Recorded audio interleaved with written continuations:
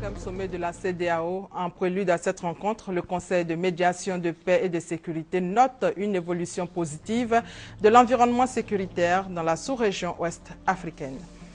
Enseignement supérieur, Nyamia Kona poursuit ses consultations pour réussir sa mission. Il recherche l'union autour de l'école. Sa rencontre avec le président du MFA et l'ambassadeur de France en Côte d'Ivoire dans quelques instants. Seulement 12 actions sur les 50 prévues réalisées en Côte d'Ivoire par rapport à la lutte sur l'élimination des discriminations à l'égard des femmes, chiffre donné au cours d'un atelier. Bienvenue à tous. En image, il y a eu Conseil des ministres ce matin au palais présidentiel. La réunion a été présidée par le chef de l'État, Alassane Ouattara, et elle a porté sur la vie et la marche de la nation. Nous reviendrons largement sur ce conseil dans notre édition de 20 h. Le Premier ministre Daniel Kablan-Duncan a accordé hier une audience aux responsables de l'Organisation des producteurs exportateurs de bananes, d'ananas, de mangue et autres fruits. Il a été question au cours des échanges du renforcement de la présence de leur organisation en Côte d'Ivoire. Hugues Eveblé. L'OBAMSI est l'organisation des producteurs exportateurs de bananes, d'ananas, de mangue et autres fruits d'exportation en Côte d'Ivoire. Ses objectifs, promouvoir, pérenniser et développer les cultures des fruits d'exportation que sont la banane, l'ananas et la papaye. Au Premier ministre, les responsables de la structure qui est également engagé à promouvoir la diversification vers d'autres fruits ont présenté un ensemble de projets de développement pour les prochaines années. L'ensemble de nos projets de développement des plantations bananières dans le pays. Nous avons des volets d'investissement concernant les petits producteurs, le développement de nouvelles plantations, des volets d'investissement concernant l'amélioration des conditions sociales et environnementales, pour un budget d'environ 40 millions d'euros de subventions européennes que l'ensemble de la profession en Côte d'Ivoire s'apprête à investir dans les 4 prochaines années. Depuis février de cette année, l'OBAMSI entreprend de créer à Niakaramadougou un ensemble de plantations de bananes douces qui s'étendra à 500 hectares au plus tard en 2018 et devrait permettre la production dès 2019 de 21 000 tonnes de bananes destinées à l'exportation. Les investissements nécessaires à la mise en œuvre du projet sont de l'ordre de 4,9 milliards de francs CFA. Le 44e sommet de la CEDEAO s'ouvre dans 48 heures à Yamoussoukro. Avant la rencontre, place à la 31e session ordinaire du Conseil de la médiation et de sécurité de la CEDEAO. La réunion a pris fin hier. Les États de la CEDEAO notent l'amélioration de la situation sécuritaire au Mali et en Guinée-Bissau. En marge de cette réunion, la Côte d'Ivoire et la Guinée ont signé un accord en vue de renforcer la coopération entre les deux pays. Le compte rendu de Francis Boifo, notre envoyé spécial à Yamoussoukro. C'est terminé à Yamoussoukro ce mardi, la 31e session ordinaire du Conseil de médiation et de sécurité de la communauté économique des États de l'Afrique de l'Ouest, CEDEAO. De ce rendez-vous bilan et de réflexion, voilà ce qui ressort. Nous saluons au plan sécuritaire la stabilisation progressive du territoire malien grâce aux actions conjuguées de l'armée malienne et des forces internationales. S'agissant de la Guinée-Bissau, nous notons également des progrès considérables obtenus grâce à la détermination de nos chefs d'État et de gouvernement de faire aboutir le processus de transition politique en cours dans ce pays et qui va bientôt se conclure par des élections que nous souhaitons ouvertes, transparentes et crédibles. Ce pays frère, comme nous l'avons tous relevé au cours de nos échanges, a plus que besoin du soutien constant de la CEDEAO et de nos partenaires à qui nous tenons à rendre un hommage bien appuyé. En marge de cette rencontre, les ministres des Affaires étrangères de la Côte d'Ivoire et de la Guinée, sous instruction des présidents Alassane Ouattara et Alpha Condé, ont signé un accord. Il porte sur la résolution pacifique des incidents survenus le 25 janvier 2013 à Kéhéba et le 14 janvier 2014 à Sirina sur la question de la délimitation des frontières. Les ministres invitent les populations des régions frontalières de s'abstenir de tout acte de violence. Ils leur rappellent par ailleurs qu'un accord de défense a été signé entre la Côte d'Ivoire et la Guinée dans le cadre du renforcement de la coopération entre les deux pays. Le communiqué final précise également qu'une rencontre est prévue les jours à venir entre les deux pays pour résoudre définitivement la question des frontières. Concours sur la paix et la réconciliation nationale, les lauréats sont connus. Ils viennent d'être récompensés par le président du Parlement ivoirien, Guillaume Soro. C'est un concours initié par l'Assemblée nationale, un concours littéraire pour promouvoir donc la paix et la réconciliation. Regardez. Les 5 lauréats du concours de nouvelles sur la réconciliation sont connus. Leurs différentes œuvres ont retenu l'attention des membres du jury qui pour la plupart sont des hommes de lettres. Ceux-ci ont travaillé durant près de 3 mois dans l'anonymat et en toute impartialité. Sur 219 candidats, ces 5 majeurs de la 2e édition sont fiers de voir leur travail approuvé. Mais on ne peut qu'être heureux, hein. C'est une histoire que j'ai écrite en une journée. C'est un fait que j'ai vécu. Je suis contente. Mon texte parlait de ceux qui veulent à tout prix se venger. Je dis aux victimes de laisser tomber et d'avancer parce que le meilleur est à venir.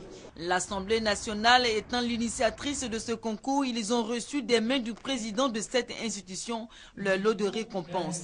Soro Guillaume les a félicités et exhortés à la culture de la paix et de la réconciliation. Il nous est apparu important, au-delà des slogans et des discours ressassés à longueur de journée, de permettre à l'œuvre de l'esprit de graver en lettres notre conviction, nos souhaits de réconciliation nationale. Le tout ne sera pas d'avoir écrit. L'avenir, la suite, sera de pouvoir participer activement, régulièrement et constamment à la promotion de la réconciliation nationale. Ces lauréats du concours de nouvelles, selon Fatou Keïta, présidente du jury, verront leurs tests corrigés et peaufinés avant d'être édités par l'Assemblée nationale. Et c'était un reportage de Sidonie Davila commenté par Gabriel Zani. Seulement 12 actions sur les 50 prévues ont été réalisées en Côte d'Ivoire par rapport à la lutte sur l'élimination des discriminations à l'égard des femmes. Chiffre donné au cours d'un atelier qui a réuni les ministères techniques, les ONG et les organisations de la société civile. Ces experts et points focaux du genre préparent à l'initiative du ministère de la Solidarité le rapport 2012-2014 de la Côte d'Ivoire sur la Convention relative à l'élimination de toutes les formes de discrimination à l'égard des femmes. Reportage Gabriel Zani. Le bilan des actions en faveur de l'élimination des discriminations envers les femmes est mitigé. Pendant que des mesures fortes telles que la création du compendium des compétences féminines, le vote de la loi sur le mariage sont adoptés par le gouvernement, seulement 12 actions sur les 50 prévues dans le cadre de la Convention sur l'élimination de toutes les formes de discrimination à l'égard des femmes, CEDEF, sont réalisées. Les acteurs de la promotion du genre se sont réunis au siège du Fonds des Nations Unies pour la population pour faire le point des activités menées en Côte d'Ivoire. L'égalité des droits entre l'homme et la femme est loin d'être acquise. Les femmes dans certaines régions du pays continuent de crier contre l'impunité et le règlement à l'amiable des cas de viol, a souligné la représentante pays de l'UNFPA. Tous ces abus et les recommandations seront consignés dans le rapport Côte d'Ivoire sur la CEDEF, rapport préparé en partie ce mardi par les agents des ministères techniques et les partenaires. Il faut faire passer ce document au Conseil de ministres. Parce que c'est là-bas justement que les propositions sont faites et justement la décision est prise non seulement pour son financement, mais également pour booster tous les acteurs à jouer leur partition. La répression des auteurs des violences sexuelles, l'accroissement des budgets alloués à la lutte contre les inégalités entre les sexes sont parmi d'autres les actions prioritaires recommandées par le comité de la CEDEF. Pour le représentant de la ministre de la Solidarité, le gouvernement travaille à prendre en compte les questions soulevées par la CEDEF.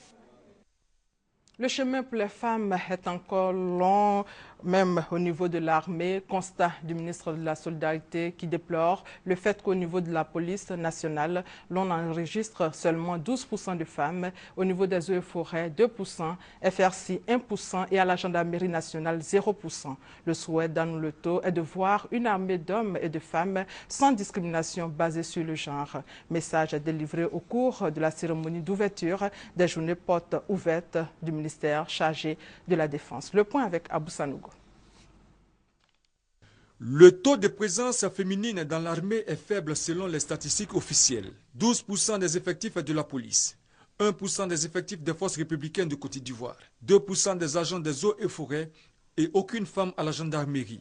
L'ouverture des journées portes ouvertes a constitué une tribune pour susciter l'intégration des femmes au sein des forces armées et de sensibiliser les institutions et les populations sur la nécessité de la prise en compte du genre. Imaginez les femmes au sein de la gendarmerie, dans les renseignements généraux et dans d'autres corps d'élite. Imaginez donc les compétences qui seraient à la disposition de ces différentes structures.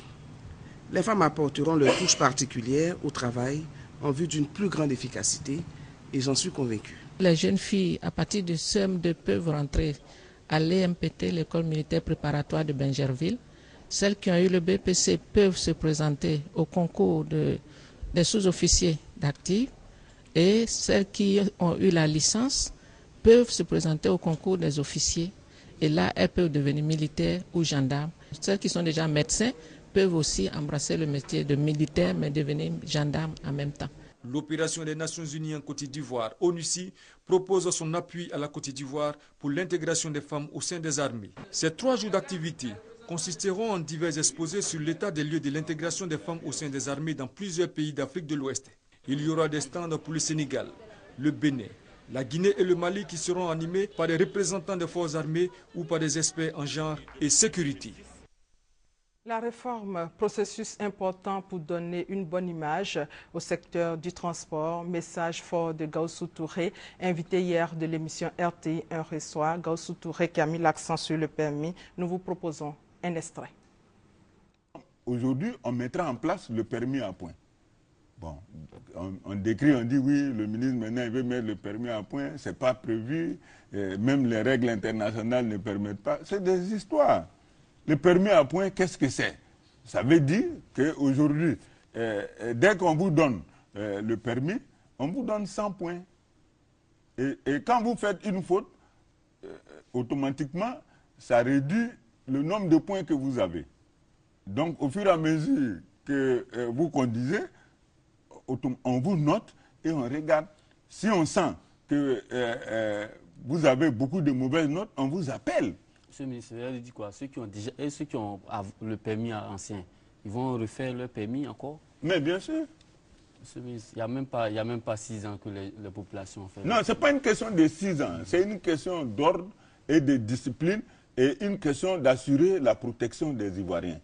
Donc, s'il y a des méthodes, mesures qui sont prises et qui sont là, ça passe avant tout. Parce que vous, tout à l'heure, vous venez de déplorer. Mais si on ne prend pas les mesures pour que, effectivement, parce que si vous avez l'ancien permis, on ne peut pas vous prendre au niveau de la base de données. Et vous avez un permis qui ne permet pas d'être identifié totalement au niveau de notre base de données. Donc, on ne pourra pas vous noter. Or, il faut noter tous les citoyens.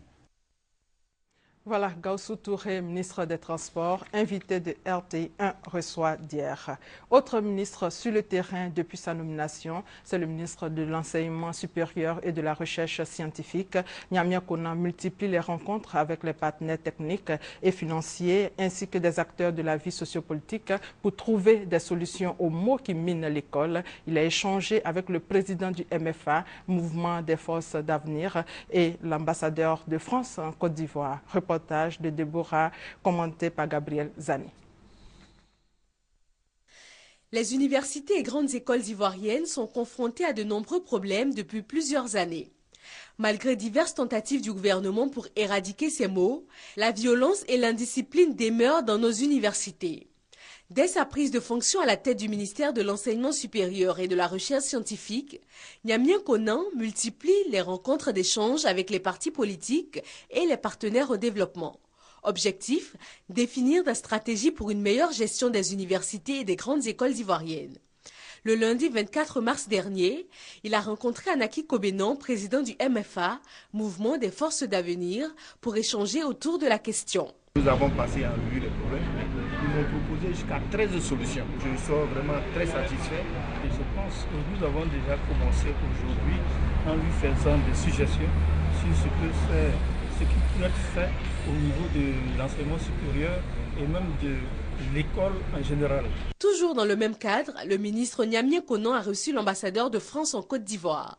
Ce dernier a réitéré le soutien de la France dans la redynamisation du système universitaire ivoirien. L'enseignement supérieur et la recherche est un des domaines de prédilection du contrat de désendettement et de développement. Là, c'est tous les programmes de recherche des 5 prochaines années qu'on va examiner ensemble. Et je peux dire que l'osmose est vraiment aujourd'hui complète entre nos deux dispositifs. Cette série d'audiences va suivre son cours avec des guides religieux et autres acteurs de la société civile et éducative. Voilà, reportage signé Deborah Olapade et Fatou Fofana. Le village de Taki 2, dans la sous-préfecture de San Pedro, aura bientôt une nouvelle école primaire publique. C'est le Rotary Club de San Pedro qui se propose d'offrir au village un bâtiment de 6 classes, cérémonie de pose de première pierre avec Chantal Akanda. Taki 2 est un village situé à une douzaine de kilomètres de San Pedro. C'est un village de plus de 1300 habitants. Taki 2 possède une école primaire construite en 2002, mais aujourd'hui, cette école se trouve dans un délabrement très avancé. Les enfants de l'école sont souvent victimes de morsures de serpents. Et par manque de place, plusieurs enfants du village n'ont pas accès à l'école. Le Rotary Club de San Pedro, face à cette situation, a décidé de voler au secours des populations de Taki 2 par la construction d'un bâtiment de 6 classes. La première pierre du bâtiment vient d'être posée à la grande joie des populations. On est carrément ému parce que les tableaux tombaient déjà et ces 12 tableaux-là vont nous permettre aux enseignants de quand même mieux produire l'enseignement. Et la première pierre nous rassure que demain, en tout cas, on travaille dans les meilleures conditions. Il s'agit, pour le Rotary Club de San Pedro, d'accompagner le projet de renaissance des infrastructures de Côte d'Ivoire, précis, initié par le gouvernement. Jean Kakou Diagou, invité de l'Union nationale des journalistes de Côte d'Ivoire dans son traditionnel Press Club, le président de la Conférence générale des entreprises de Côte d'Ivoire, CGCI, a échangé sur le thème « La place du secteur privé ivoirien dans la réalisation des grands projets d'infrastructure du PND ». Jean Kakou Diagou a alors indiqué que sa structure œuvre actuellement pour amener les Ivoiriens à entreprendre. Le point avec Noël Niagno. Jean Kakou Diagou, le patron des patrons face aux journalistes ivoiriens, encadre la maison de la presse d'Abidjan Plateau, une tribune, le Press Club, une tribune d'échange et de vérité de l'UNJCI, l'Union nationale des journalistes de Côte d'Ivoire. Les échanges et la vérité de ce mardi 25 mars sont portés sur le PND, Programme national de développement, sur la période 2012-2015 avec une question au débat, la place du privé ivoirien dans la réalisation des grands projets d'infrastructure du Programme national de développement 2012-2015. Jean Kakou Diagou est réaliste. Il connaît la taille des entreprises ivoiriennes, leurs capacités, leurs moyens. Conclusion, elles sont incapables d'être au premier plan. En revanche, elles doivent donc chercher à s'inscrire dans la sous-traitance et participer avec leur identité propre à la construction de la Côte d'Ivoire de demain. Le PND, c'est simplement, je dirais, un cadre que l'État a tracé en mettant en exergue certains projets, les grands projets. Mais le développement ne se fait pas seulement par les grands projets. Le développement se fait surtout par le travail des PME, PMI, le travail de fourmi des PME, PMI dans un pays. Et ces PME, PMI peuvent se développer encore plus avec ces grands projets, autour de ces grands projets. Autre challenge pour le privé ivoirien en devenir, susciter l'esprit d'entrepreneuriat. À ce niveau, il a levé une équivoque. On peut être bien formé, être compétent et ne pas avoir l'esprit d'entreprise. C'est deux choses que nous essayons d'inculquer aux Ivoiriens par la CGCI Academy. Nous nous sommes donné cette mission. Allons-nous réussir? Nous espérons. inculquer l'esprit d'entrepreneuriat. Une formation est prévue à cet effet. 2000 places sont offertes aux jeunes Ivoiriens et c'est pour bientôt. Jean-Kakou Diagou lance donc un appel pressant aux journalistes ivoiriens pour aider à l'avènement d'une nouvelle race d'entrepreneurs ivoiriens. Dans le domaine de la santé, la Côte d'Ivoire en alerte pour prévenir l'arrivée du virus Ebola. Les populations sont invitées à éviter la viande de brousse, agouti, rat, porc-épic et hérisson. Décision prise hier au cours d'une rencontre interministérielle pour faire face à la situation, nous dit Victorine Yaoyobwe. Sensibiliser les populations jusqu'à ce qu'on soit sûr de cas d'Ebola en Côte d'Ivoire. Voilà le mot d'ordre du gouvernement. Ce message doit être relayé sur le terrain par les préfets, invités spécialement à cette réunion interministérielle, vu l'urgence de la question. Si des cas de fièvre Ebola ont été découverts au Libéria et en Guinée-Conakry voisin, il n'est pour le moment pas établi qu'il y en ait dans l'ouest du pays. Le gouvernement invite néanmoins l'ensemble de la population ivoirienne à la vigilance. Le virus est logé tout d'abord chez l'animal, plus particulièrement la chauve-souris, les chimpanzés et certains rongeurs. Alors vous savez qu'en Côte d'Ivoire, nous affectionnons particulièrement les porcs-épics et l'agouti. Donc il faut éviter, jusqu'à ce que nous soyons sûrs qu'il n'y a plus de risque de consommer l'agouti, mais surtout de le manipuler. Parce que la transmission se passe à partir des fluides, n'est-ce pas, la sueur, le sang. Nous avons fait en sorte que toutes les régions, il y ait des postes avancés.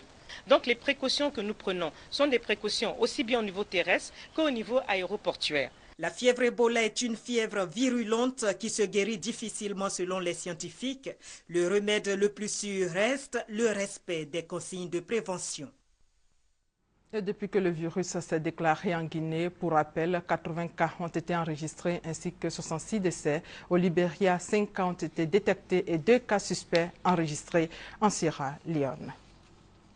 Zamaka, localité située à 25 km sur l'axe Abengourou-Aïmblekro, a bénéficié récemment d'une séance de consultation et de soins médicaux gratuits au profit des membres de la COPAZAM, la coopérative à Ondjo de Zamaka. Cette action sanitaire a été organisée par une société de café cacao qui opère dans le département d'Abengourou. Chantal Akanda. Cette opération sanitaire est la concrétisation d'une promesse faite récemment par les dirigeants de la Société syrienne internationale aux habitants de Zamaka. Cette société de négoce café-cacao a décidé d'aider ses partenaires commerciaux de la COPAZAM à se soigner pour être en bonne santé afin de continuer à produire du cacao en quantité et en qualité. Une équipe médicale composée de médecins, d'infirmiers, de sages-femmes et de pharmaciens a été mobilisée pour l'occasion. Cette opération a suscité un engouement au sein de la population. Le bilan fait état de plus de 600 consultations qui ont permis de déceler chez les patients plusieurs maladies, notamment les maladies diarrhéiques chez les enfants et les maladies articulaires chez les personnes âgées. Chaque patient malade a bénéficié de soins gratuits. Le président du conseil d'administration de la COPAZAM, Boko Waboko, s'est réjoui de cette action. Au nom des membres de sa structure et de toute la communauté villageoise de Zamaka, il a exprimé sa profonde gratitude à leurs bienfaiteurs.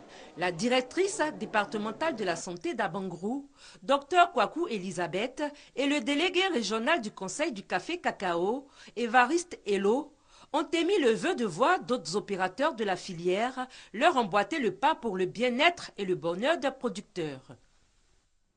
35 villages sur 60 visités par le sous-préfet central de Vavois. Objectif, recueillir les préoccupations des populations sur les problèmes de la région pour une solution durable. Eugène Atoubé, reportage.